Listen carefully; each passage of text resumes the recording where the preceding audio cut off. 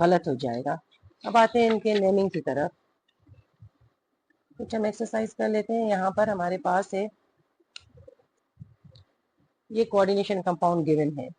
इसमें सबसे पहले तो हम क्या करेंगे कि इसकी ऑक्सीडेशन नंबर मालूम करेंगे। ये जो हमारे पास सेंट्रल मेटल एटम या ट्रांजिशन मेटल है, इसकी हमने ऑक्सीडेशन स्टेट मालूम करनी है।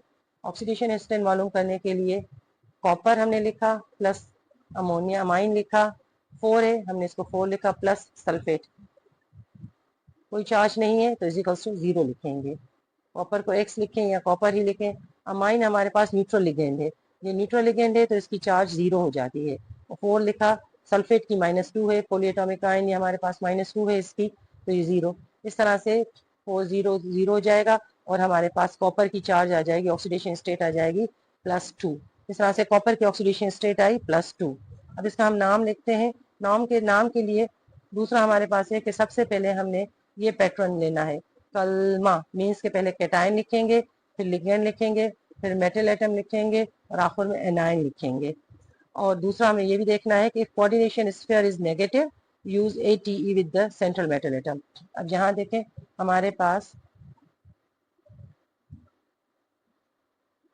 ये नेगेटिवली चार्ज है,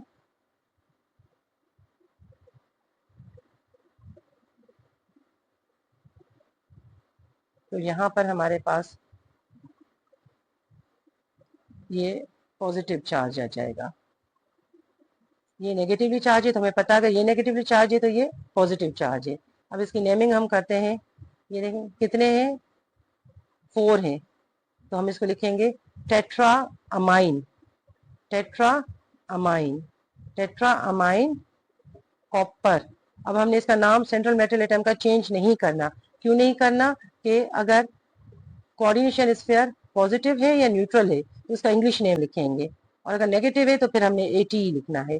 जहां पर हमारे पास पॉजिटिव है एज इट इज रहेगा, तो उसका नाम होगा टेट्रा अमाइन कॉपर। ये इसकी ऑक्सीडेशन स्टेट 2 निकली है, कॉपर 2 हमने रोमन न्यूमरल्स में लिखना है sulphate, tetra amine copper 2 sulphate. और इसमें हमने कोई स्पेस भी नहीं देना। और इसका टेट्रा, टेट्रा मीन्स के 4 अमाइन, कैटायन नहीं है तो हम लिगेंड से शुरू करेंगे। टेट्रा अमाइन, अमाइन मैंने आपको बताया था अमाइन का हम लिखेंगे सिंगल एम जब हमारे पास इसकी क्वांटिटी में हो, और वैसे अगर हो तो हम डबल एम यूज करेंगे। टेट्रा अमाइन, फिर मेटल एटम कलमा, मेटल एटम, मेटल एटम हमारे पास है कॉपर, और कॉपर हमारे पास पॉजिटिव है, इसका इंग्लिश नेम आएगा कॉपर। फिर हम इसके लिखेंगे oxidation state which is 2 Roman numerals में, और आखिर में एनाइन विच इज सल्फेट, तो इसका नाम आएगा टेट्रा अमाइन कॉपर 2 सल्फेट। दूसरे पर आते हैं, ये हमारे पास कोऑर्डिनेशन कंपाउंड है, उसी पैटर्न को हम फॉलो करेंगे। पहले कैटायन, फिर लिगेंड, फिर मेटल एटम और फिर एनायन। अब यहाँ पर हमारे पास कैटायन मौजूद नहीं है तो हम लिगेंड एटम से शुरू करेंगे, लिगेंड से शुरू करेंगे। लिगेंड हमारे पास 2 हैं। रूल हमें बताता है कि अगर 2 हैं आपके पास तो उसमें फिर आपने अल्फाबेटिकल ऑर्डर चूज करना है। अल्फाबेटिकल ऑर्डर में हमारे पास ये वाटर है तो इसको हम कहते हैं एक्वा, और ये क्लोरो है तो ये एक्वा पहले आएगा, ए पहले आएगा, सी बाद में आएगा। और उससे पहले हम निकालेंगे क्रोमियम ट्रांजिशन मेटल एटम जो है उसकी ऑक्सीडेशन स्टेट। क्रोमियम की ट्रांजिशन ऑक्सीडेशन स्टेट हमारे पास जो हमने निकाली है, क्रोमियम प्लस वाटर 4, ये 2 हैं तो 2 लिखेंगे, और Cl प्लस नाइट्रो ये हमने लिखा। चार्ज नहीं है कोई तो इक्वल्स टू 0। क्रोमियम एक्वा हमारे पास न्यूट्रल है तो इसको 0 चार्ज आ जाएगी, और क्लोरो की हमारे पास -1 है, नाइट्रो की भी हमारे पास -1 है, तो ये हो जाएगा क्रोमियम की ऑक्सीडेशन निकलेगी +3। इसलिए कि जो भी ट्रांजिशन मेटल एटम्स होते हैं वो पॉजिटिवली चार्ज ही हैं, तो इसकी हो जाएगी +3। अब नेमिंग पैटर्न में आते हैं। कैटायन नहीं है, लिगेंड से शुरू करेंगे, फिर मेटल एटम पे जाएंगे, फिर एनायन पर आएंगे। तो लिगेंड से हम शुरू करते हैं और इसमें अल्फाबेटिकल ऑर्डर देखते हैं। तो पहले ए आएगा, tetra aqua, tetra aqua dichloro, tetra aqua die chloro, फिर ये नेगेटिव है तो ये पॉजिटिव हो जाएगा, तो ये हमारे पास पॉजिटिव है तो इसमें इंग्लिश नाम देंगे इसका, जो इसका अपना मेटल का नाम है, तो क्रोमियम। और आखिर में इसके ये ऑक्सीजन स्टेट 3 और नाइट्रेट, इसका एनाइन का नाम नाइट्रेट, तो इसका नाम हो जाएगा पूरे कोऑर्डिनेशन कंपाउंड का हो जाएगा tetra aqua die chloro chromium 3 nitrate, tetra aqua die chloro chromium 3 nitrate, इस तरह से इसका नाम देंगे। फिर हमारे पास दूसरा हम देखते हैं,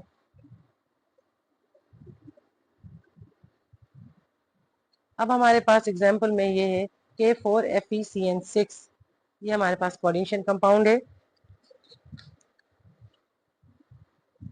इसमें भी सबसे पहले हम नेमिंग पैटर्न वही रखेंगे CLNA, कलमा ये हम लिखेंगे, पहले कैटायन, फिर लिगेंड, फिर मेटल एटम, फिर एनाइन। और दूसरा हमें ये पता होना चाहिए, हमें जहन में हो कि यूज ATE किसके साथ, सेंट्रल मेटल एटम के साथ, अगर हमारा कोऑर्डिनेशन स्फीयर जो है नेगेटिव है, तो पहले हम चेक करेंगे ये पोटेशियम पॉजिटिव है तो कोऑर्डिनेशन स्फीयर हमारे पास नेगेटिव हो जाएगा।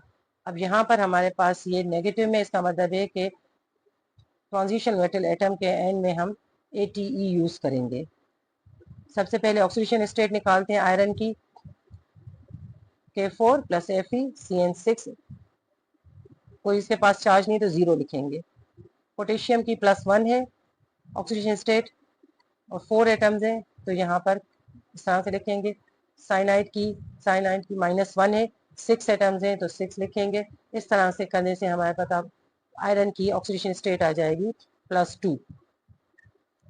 इसकी नेमिंग पैटर्न में जाएंगे, सबसे पहले कैटाइन, तो इसका होगा पोटेशियम, इसमें नंबर हमने नहीं लिखना, ना एनाइन का लिखना है ना कैटाइन का लिखना है, तो पोटेशियम, उसके बाद लिगेंड, लिगेंड है साइनो और ये है 6 का मतलब है हेक्सा, हेक्सा साइनो, और आखिर में फिर उसके बाद मेटल एटम, मेटल एटम हमारे पास है आयरन और ये नेगेटिवली चार्ज है तो आखिर में ATE आएगा, तो नेगेटिवली चार्ज के साथ ये आएगा फेरेट 2, इसकी है 2, तो इसका नाम हो जाएगा पोटेशियम हेक्सासाइनो फेरेट 2, इसलिए कि इसमें एनाइन है ही नहीं तो यहीं पर हम इसको एंड करेंगे, पोटेशियम हेक्सासाइनो फेरेट 2, स्पेस नहीं देना है। फिर हमारे पास है दूसरा वाला प्लेटिनियम, अब ये देख रहे हैं आप, ये जो है इथाइलिन डाई अमाइन है, इथाइलिन डाई अमाइन, इसको आप इन शॉर्ट EN से भी लिख सकते हैं। और एनाइन हमारे पास क्लोराइड है। सबसे पहले ऑक्सीडेशन स्टेट हम ट्रांजिशन मेटल एटम की लेंगे which is platinum, oxidation state of platinum उसी तरह से करेंगे, platinum plus ethylene diamine, EN in short हमने लिखा, कितने हैं 3 है, हमने 3 लिखा, प्लस Cl और 4 है, ये 4 लिखा, और ये इजिकल टू 0 के कोई चार्ज इसके ऊपर नहीं है। प्लेटिनियम इथाइलिन डायमाइन जो है हमारे पास ऑर्गेनिक लिगेंड है, न्यूट्रल है, इसका 0 हो जाएगी ऑक्सीडेशन स्टेट। और क्लोराइड की, क्लोरो की -1 है तो ये 0 हो जाएगा, और ये 4, इस तरह से प्लेटिनियम की हमारे पास +4 आएगी। अब इसकी नेमिंग हम करते हैं, पैटर्न वही होगा, पहले कैटायन, फिर लिगेंड, फिर मेटल, फिर एनाइन। अब यहाँ पर हमारे पास कैटायन नहीं है तो हम लिगेंड से स्टार्ट करेंगे, एनाइन मौजूद है, कैटायन देखें इस तरफ कुछ नहीं है, और हमारे पास ये टोटल क्या बनता है, ये अगर नेगेटिव है तो ये हमारे पास पॉजिटिव चार्ज आ जाएगा। अगर ये पॉजिटिव हो गया इसका मतलब है कि प्लेटिनियम जो है, जो इसका हमने इंग्लिश नेम ही लिखना है, इसको चेंज नहीं करना। अब आते हैं सबसे पहले लिगेंड, लिगेंड है इथाइलिन डायमाइन, कितनी क्वांटिटी है 3 है। रूल अगर आपको जहन में हो, जो मैंने आपको शुरू में बताया था कि यहाँ पर अगर ऑर्गेनिक लिगेंड आता है तो इसकी क्वांटिटी में हम, जो इसकी डेंसिटी होती है, कोऑर्डिनेशन नंबर होता है, वो हम बिस ट्रिस टेट्रिक्स लिखते हैं। यहाँ पर 3 है, इसका मतलब ट्रिस होगा, तो हम स्टार्ट लेंगे लिगेंड से, tris ethylene diamine, tris, tris का मतलब है 3, ये इसलिए हम लिखा है because this is the organic ligand और उसमें हमने बिस ट्रिस लिखना है। इस डाई से डिफ्रेंशिएट करने के लिए। तो ये हो जाएगा ट्रिस मतलब 3, और इसको हम इस तरह से लिख सकते हैं ट्रिस। फिर आप इथाइलिन डायमाइन को ऐसे भी लिख सकते हैं। तो tris ethylene diamine platinum. Platinum हमने इसलिए लिखा है because this is the cationic coordination sphere. ये नेगेटिव है तो ये पॉजिटिव हो जाएगा, उसका इंग्लिश नेम देना है। तो tris ethylene diamine platinum 4 chloride. 4 हमने निकाली थी, वो रोमन में लिखेंगे शॉर्ट ब्रैकेट में 4 क्लोराइड।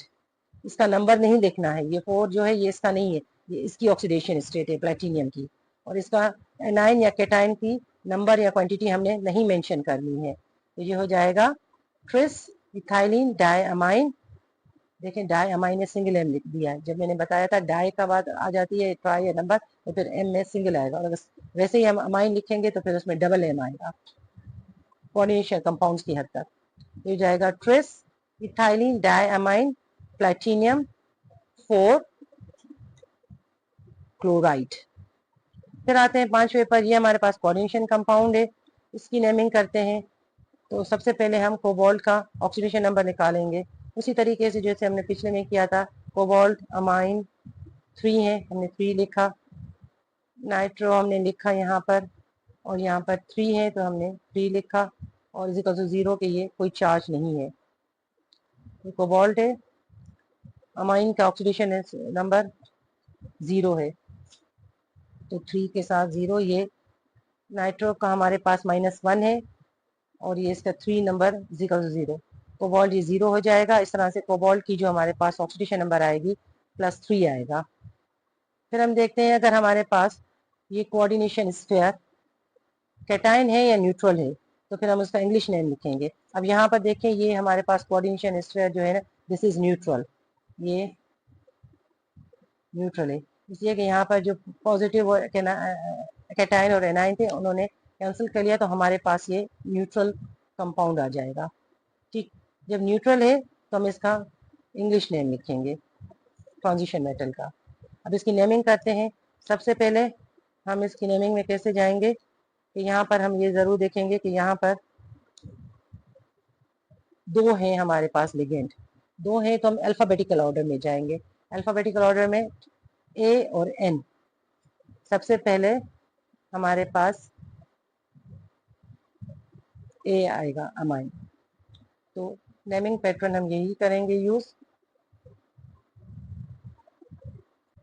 और इसकी हम स्टार्ट करते हैं।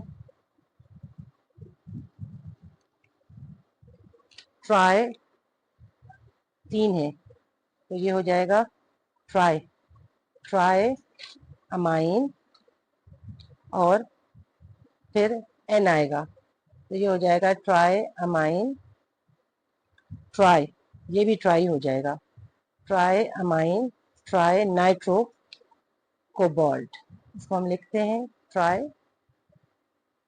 Try amine tri nitro cobalt. Cobalt को सिर्फ कोबाल्ट ही लिखेंगे इसलिए कि ये न्यूट्रल है, न्यूट्रल यहाँ कैटायन में हमने इसको एज इट इज लिखना है। कोबाल्ट क्या है 3, कोबाल्ट 3 न्यूट्रल है तो हम आयन वाइन कुछ नहीं लिखेंगे, इसका नाम हो जाएगा try amine tri nitro cobalt 3। ये अल्फ़ाबेटिकल ऑर्डर में हमने चले हैं इसको, पहले अमाइन फिर नाइट्रो, तो इस पूरे कोऑर्डिनेशन कंपाउंड का नाम हो जाएगा tri nitro try amine tri nitro cobalt 3। फिर आते हैं इस पर, जिंक वाला है, तो सबसे पहले हम ऑक्सीडेशन नंबर निकालेंगे जिंक का। जिंक हाइड्रोक्सो 4, तो हाइड्रोक्सो हमारे पास -1 ऑक्सीडेशन नंबर, 4 इसके एटम्स हैं, और इसकी ये आयन स्टेट में, आयन में हमारे पास इसके पास चार्ज है -2, तो हम लिखेंगे -2। तो जिंक को अगर हमने निकाला 4 -2 तो यह जाएगा +2, जिंक की ऑक्सीडेशन नंबर हो जाएगी +2।